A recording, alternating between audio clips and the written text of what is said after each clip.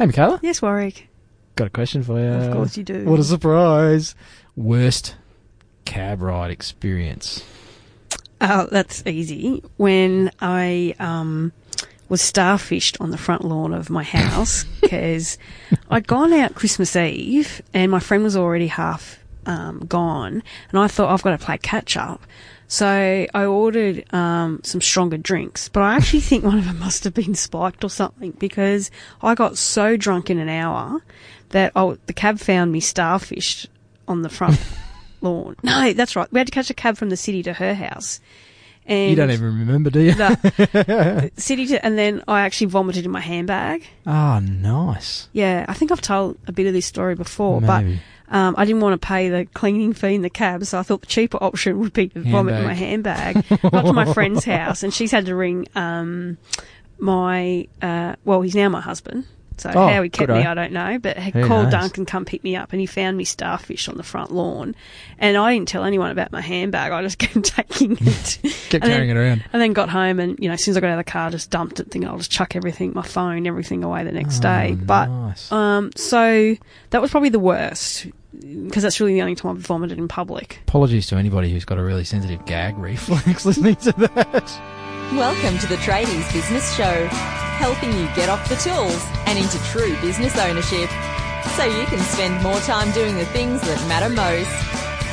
Now, here are your hosts, Warwick Bidwell and Michaela Clark. And welcome back to the Tradies Business Show. Hopefully you've cleaned yourself up after Michaela's story there. I actually, I was involved in a car accident in a cab, actually twice in cabs. Oh. Me and cabs, I don't know what it is. I got T-boned in Sydney once, years and years ago. It was low speed, thankfully. And then when I was in Jakarta, in Indonesia, we were stopped at the lights at like 3 a.m. I was off to catch an early flight to come back home, and just sitting there in the cab, and next thing, just this little van slammed into the back of us at the lights at 3 o'clock in the morning. And then there's all these people coming out of the dark because it was in this, like lower socioeconomic area, and I locked the doors and stayed in the back of the cab while the driver got out and was talking to the driver. I was like, it was all bad. Do you get any extra freaky, stuff because you were involved in an accident in a cab? I don't know. Like compo or I didn't even think to claim. I had a bit of a sore neck and a headache afterwards, though. I made my flight. Oh, that's the main thing.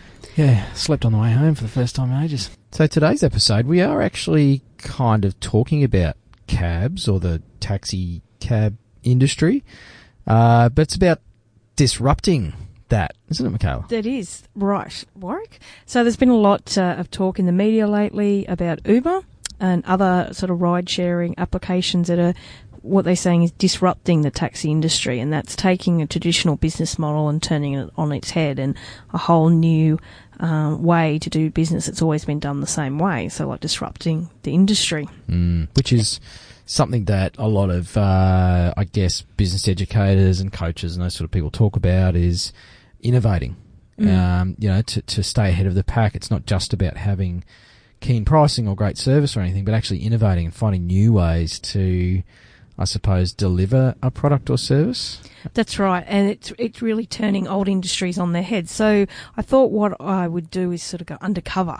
Ooh. And see what... Put on the dark sunglasses and the Matrix jacket. Yeah, become an Uber driver and see what they're really doing differently. And what people think of it, and just that whole disruption and what we can take from how they're doing things and apply it to a trade business. Can we do a whole series where we give you the portable recorder and you start recording conversations with passengers as well? Would be interesting, wouldn't it? Wasn't there a movie like that, Taxi Driver or something? Yeah. No, that was like a murder thing, wasn't it? I think so. I'm not It was going a to bit murder graphic. anyone. Chop them up and leave them in the forest. That's it. Nice. If you're not sure what Uber is, it's a ride-sharing company. So basically, instead of going on a cab or a taxi, you Uber it, and you're basically catching a ride with somebody. It's like thumbing a ride via your iPhone or your Samsung or whatever the heck it is. It got me thinking, actually, when you said about this, because I spend a lot of time in the car, and I know you do a bit of driving as well. And I regularly travel, between Brisbane and the Sunshine Coast where I live. I do quite a bit of tripping around, seeing clients and everything, and it really bugs me, that unproductive time in the car. And it got me thinking, it's like, maybe I should register for Uber, because imagine if I could pick up a fare between one client and the Yeah. next. I could literally make some money while I'm in the car listening to an audiobook, and I'd be really squeezing as much productivity as I could out of my time. But That's right. Well, I actually today I had to drive to Brisbane and back, and I got $40 for somewhere I had to go. because you had to go anyway. Yeah. See, I think that's so. an There's awesome other idea. benefits, but also when I am sort of driving a set number of hours or whatever, I actually work in between while I'm waiting for lifts. So I'm Yeah. answering emails, making phone calls. I'm actually working That's cool. while I'm doing it as well, and it's been a really good head break, actually. I must say, from having to be creative and think and a leader all the time to just drive people around. I'm seriously thinking about registering. Well, you'll need to get a newer car, dude. Yours is one that works, but Get out of town. What's wrong with my old 4-wheel drive? It's a great truck. yeah. So when I get my motorbike, that won't work either? No. Need an Uber for motorbikes. I reckon Yeah. there'd be some thrill seekers out there that do that. Anyway, this episode is not about Uber specifically. No, is it? but as I've been driving around and thinking, I've actually learnt a lot of business lessons that I thought I'd share. So talk about how they operate and the things and the industry of this whole sharing economy and things like that. And there's a lot of stuff that, because Uber's grown really quickly and they're now worth billions of dollars as a transport company, but don't own any transport. Yeah, they don't own the assets. No, which is like It's the incredible. new way. It's the new model, isn't it? It is. It's like, Airbnb doesn't own any real estate, Yeah. but it's the number one holiday booking Yep. place, whatever it's called. Yeah, So yeah. it's all this sharing economy. And, I think this is going to be really big. I mean, there's people now that you can register your driveway for people to park in No way. for the day. So it's just sharing whatever asset you have. So I'd love to do another episode on that. But anyway, so I've been driving for Uber and I thought, you know what, there's a lot of stuff I can relate to on the show. So I thought we'd do that today. Go for it. I'd love to hear more about it. Yeah. So one big thing that's been the success of Uber is the way that technology's been used for it. So from both a driver perspective and a rider perspective, it's all based on technology and it's automated. So it's learning about, and we've touched on this heaps, but how can technology increase and streamline your business? And looking at, job management, cloud accounting, whatever apps that you can use when you're on the go to help streamline the whole process for your customers, improve your customer service and all that. So, And even the booking process, Michaela, like, you think about a cab, it used to be that you ring up, and then even the cab companies have gone to online booking, but Uber is only online. that's You can't it. phone them to call for an Uber driver. No, it's And all... so there's booking software that you Yep. can use in your trade business, so clients can literally book online, whether it's just for a quote or to get a job done. But, you could be doing that sort of thing and appeal to... Obviously, lots of people will use it. Yeah. So technology, see how it can impact your business. The other thing is when you are ordering an Uber, they make it so easy to buy. As a rider, you just go on the app, it already picks up your location and it shows you on there where the nearest car is or how long away they are. And it shows you an estimate of fare and all that kind of stuff. So you get all the information up front and just with 2 clicks, you've ordered it. And No wonder the cab companies hate Uber. Oh, yeah. They are so far behind the times. They are. How many times I've waited for a cab and had to ring, 3 and 4 times, like, where is this cab? Even when you've booked the damn thing. Yeah, and you still don't know if one's coming. No. They're like, they'll be with you soon. Yep. And part of another thing that is great about Uber is the transparency. I mean, part of that booking process is that you can see where the rider is. I can see, the rider can see where the driver is. Yep. But we also have their contact details. Yeah, right. And there's, a rating system. So it's very transparent about what you're getting and how you're getting it and when it's going to be delivered.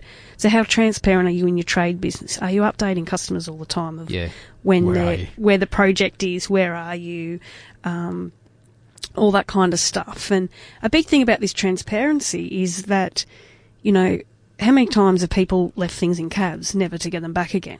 Yeah. And I had a guy leave his phone in the car and he rang me because he had my number to say, hey, I've left my phone in there.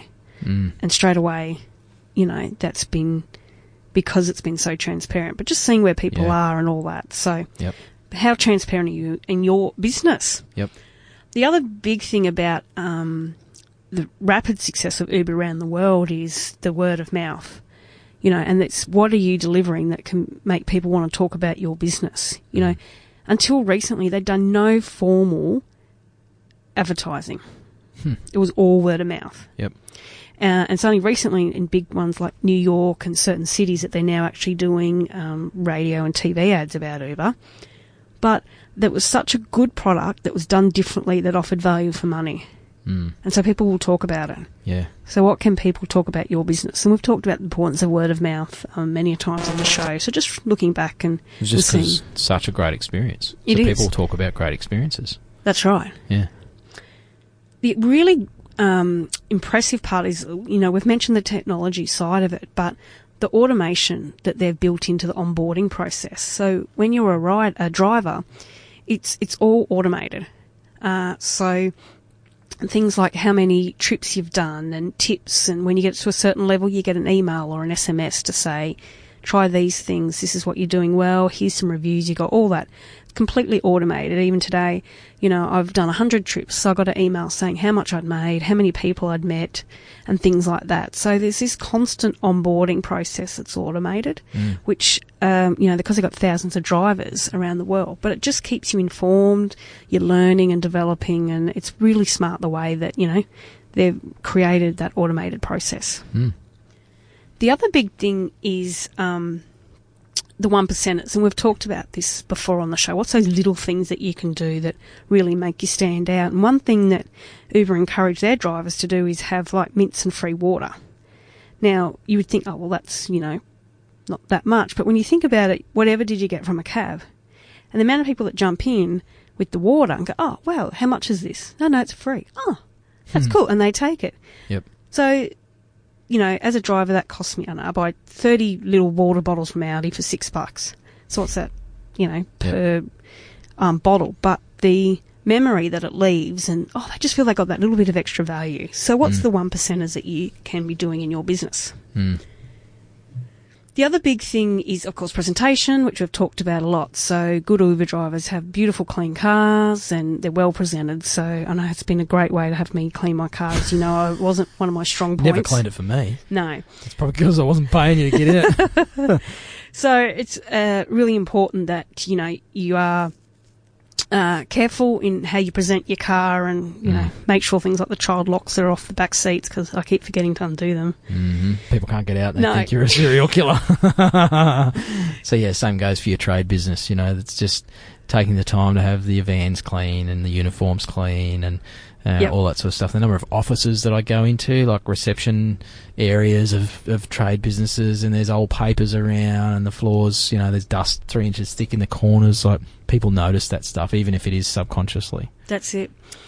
Another great thing that they do is have a really smart incentive program for encouraging new drivers to come on. So if anyone wants to become an Uber driver, let me know, because at the moment you get $400.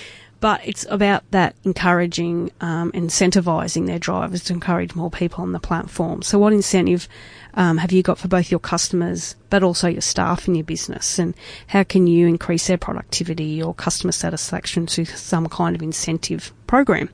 So have a think about what you can do there. The other thing with, the Uber driving is testing and measuring. So it's been really interesting, because I'm new at it, learning what suburbs and times are the best places and to go, and what knowing times to drive, and knowing the market. So I've had to test and measure the last few weeks about what times in certain areas. And I've got my little spots now. So already I'm seeing a greater return on my time investment. So just collecting that data is so important. So I can go anywhere from $10 an hour to $100 an hour by knowing these different Which is areas a great, and times. and I know that's the purpose of this, Michaela, but that is such a great analogy for collecting data in trade businesses. Again, the number of tradies that aren't using an electronic CRM or some sort of customer database to gather that data and really know your market and know the sort of jobs that you make the most margin on, and which areas you're getting your work from, even which suburbs, which referral sources it's all coming from. It's all really important information that will help you make more money for the same or less work. That's right. So it's such a critical point, yeah. Yeah. And look, and it's going to take me a few more weeks to work out even more so. But already, like I've said, the bottom line is a lot better than it was the first week. Yeah, yeah. So it'll be interesting to see how that goes. The other big thing that I love about Uber as a rider, well, no, I don't love it as a rider, but as a driver, is their surge pricing. But from a business perspective, when there's higher demand than there is riders, they put a surge on it. So it can be 1.5 to up to 3 times the fare. And I know they got in trouble when they had the Sydney situation and it went to 10 times or something, but that's an automated thing. But basically, you know, on late Friday or Saturday night, in some areas you're paying 3 times the normal fare. Yep. But you're solving a problem for someone that is willing to pay that amount. It's no different to the airlines. No. The last seat is always about $500 or $600 compared to the $100 if you booked it a month out. That's right. So look at your pricing. Are you if you're really busy, can you increase your prices? Or, if you know it's coming into certain seasons or whatever. So look at your pricing and your demand and supply for that and see how you can benefit from that as well. Because you know what? If you have a problem to solve, people are willing to pay whatever they can at that point to get their problem solved without ripping people off. Yeah, exactly. It's cashless. So this other thing is, I mentioned about easy to buy, but it's easy to pay. It's all linked to your credit card that you have on your account or PayPal or whatever you use or registered in the app. So no money's ever changing hands, and people go, oh, thank God I didn't have to scratch in the bottom of my bag to find the money or, that just comes off, does it? Yep. So that whole cashless system. So looking at your payment options for your business, how easy is it for people to give you money? And make it easy, people. Make it easy. Yeah. Imagine as a trade business pre-collecting payment details from a customer, like they pre-register their credit cards. Like, we'll grab that off you now, and then when the job's complete, you just approve the invoice and it'll all be processed. Yep. So it kind of takes away the after the job thing, where they get the thing, it's like, and then they withhold the details or whatever. Yeah. Which is really good. The other thing is I've all of a sudden become obsessed with petrol prices. Now, I would never notice petrol prices, but I can tell you where you can get $1.06 today as opposed to $1.35. So knowing your operating costs and being mindful of them and taking advantage of when the prices are lower or the special deals or things like that. But I know, how much fuel, how much money I make on a fuel tank, how much that tank of fuel costs me. So I know the operating costs, so I can make better decisions about when to work, et cetera, and how much to work. Exactly. So I guess the thing that Uber's been so successful is they've just done something different. They're first to market, but they're just doing something differently, and that's about transporting people around. So, try and have a think of what can you do in your business differently. Just because it's always been done that way doesn't mean that there's not opportunity there. Innovation is where the money's at these days. Yep. If you can innovate, even the way you deliver the product or service, they might be small tweaks, like you're saying, even with the cashless thing, like you get in a cab and you've either got to stop at the end on the side of the road and get the credit card out or, find the cash, like you're saying. But just to make something like that pre-done and cashless, like you get in and out and the payment all happens in the background. Yeah. Small change, really, but big difference to the customer. So same in your trade business. Find ways to innovate. So that's my tips. I've learned lessons from an Uber driver. That's it. On how to run a business. Well, that's awesome. And I might have to pry the Audi at home from my wife's grip. Yes. Hopefully, no one from the Department of Transport's listening, because it's technically not allowed to drive Ubers. But I'm cool. Anyway, we won't talk about that on air. No, but hey, I'm making some good money, especially coming to Christmas. And but the other great thing about it is, I probably should mention that peak times like 4 till 7, which is also peak time in my house for witching hour. So now I have a legitimate excuse to get out. Got a fare. Yeah, and it's like I just sit in the car, it's quiet. Oh. and dunks at home with the screaming kids. That's it. So even if I didn't need the money, I think there's some benefit some days to just go, I'm just going Ubering for today. I'm just going to go have my thinking time. And that's it. So, and don't have a manual car if you want to Uber, just a tip there. Yeah. Get sick of changing gears. That's right. And I've been the first female for a lot of people as well. So there you go. Well, thanks for sharing, Michaela. It's been very insightful. And if you'd like more amazing insights to help you run your trade business, go to the Tradies Business Toolkit, tradiesbusinesstoolkit.com. It's $1 for the first 30 days. I bet you can't get an Uber driver for that. And 20 good one anyway. 20, yeah, not one with teeth. $27 a month after that. If you stick around, private Facebook group, tools, templates, video training, extended interviews. It's all there for you as a Tradies Business Toolkit member. And, have fun in your week. Maybe, I wonder if any tradies could Uber in their plumbing van or something like that. You know, all this travel time that tradies hate, unproductive travel time. You'd need to pick up a fare. Well, you got to have 4 seats, so you got to be able to take 4 passengers. Dual cab ute. There you go. Yeah, keep it clean, boys. Good incentive to keep your utes clean. That's right. But yeah, if anyone wants to come a driver, like I said, $400, just let me know and I'll send you my link. It's probably better than digging holes in the ground for some. Well, you know, and then there's another. Oh, I've got a bonus one, like an affiliate program. Hey, there you go. You know, you're going to start signing people up, aren't you? That's it. You're loving this. Yeah. So might just be the Tradies Business Show with Waz.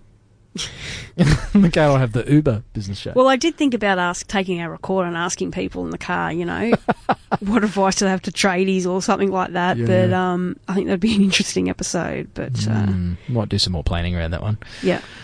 Hey, before we go, yeah, Michaela, what's the most interesting fare you've had so far? It would be 4 guys I picked up from the racecourse on a Saturday afternoon at 5 o'clock. They were part of a Bucks night. Okay. And they got in the cab and they're all funny and stuff. And they were arguing about whether to get a blonde or brunette stripper that night. Wow, the big decisions in life, eh? Yeah. So they showed me the 2 pictures and I got to pick. So that was pretty amazing. Which one did you pick? Oh, the brunette. She had tats. That was tattoos. Tats. Yeah. And I also, they said, we need to go to the bottle shop. So I said, okay, I went to one on the way. And so they all got out, bought their stuff. One of the guys got into someone else's car. Oh no, they'd had a great day. So poor chick's in her car, and this guy with a carton on his just climbed in. Just got in the back seat. She's gone, like, freaked out. Oh, it was so funny to watch from somebody else's car. It's a shame she didn't say, I'll take you anywhere for $200. Yeah, well, he would have gone the overall, I'm sure, but no, had no spews yet, so hopefully that maintains, even though I have those spoo bags from the hospital. Just need a handbag. Yeah, that's right. So, but anyway. Well, thanks for sharing, and hope you enjoyed that, listeners. So, check out Uber. Until next time. Bye. You've been listening to the Tradies Business Show with Warwick Bidwell and Michaela Clark. Want to get off the tools and into true business ownership? Find out how at tradiesbusinessshow.com.